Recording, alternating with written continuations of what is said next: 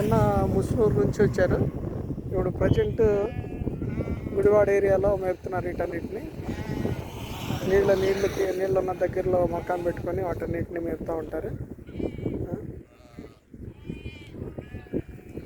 నీళ్ళు చాలా తక్కువగా ఉన్నాయి, మేత కూడా చాలా తక్కువగా ఉంది ఈ ఏరియాలో. అయినా కానీ దగ్గర ఒక 100 కిలోమీటర్ల నుంచి దూరం నుంచి తీసుకొచ్చి ఇక్కడ కష్టపడి ఎండనక వాననక రైతుల పొలాల్లో పొలాల్లోనే ఉండి వీటన్నిటిని మేపుతూ ఉంటారు. ఇద్దరు ముగ్గురు కలిసి వీటన్నిటిని మేపుతున్నారు. చాలా కష్టం వీటన్నిటిని ఇలా మేపడం. రైతులకు ముందు అవగాహన కలిగించాలి ఏంటంటే, ప్రధానమంత్రి లైవ్ స్టాక్ యోజన కింద వస్తున్నటువంటి లోటుని అధికారులు, పశుసంవర్ధక శాఖ అధికారులందరూ కూడా ఆ ఊర్లో వాళ్ళందరికీ తెలియజేయాలి.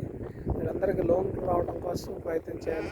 అలా సొంతగానే వాళ్ళ ఊర్లోనే ఫామ్ లాగా పెట్టుకొని ఒక 2 ఎకరాల కౌలు తీసుకొని వీటన్నిటికీ మేత అందిస్తూ, నీరు అందిస్తూ ఇంటి దగ్గరే ఉండి మేపే పద్ధతులు ప్రారంభమయ్యాయి.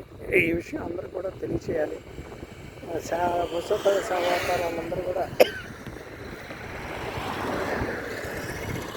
రైతులకు అవగాహన కలిగించి లైవ్ స్టాక్ గురించి తెలియజేయాలని కోరుకుంటున్నాను.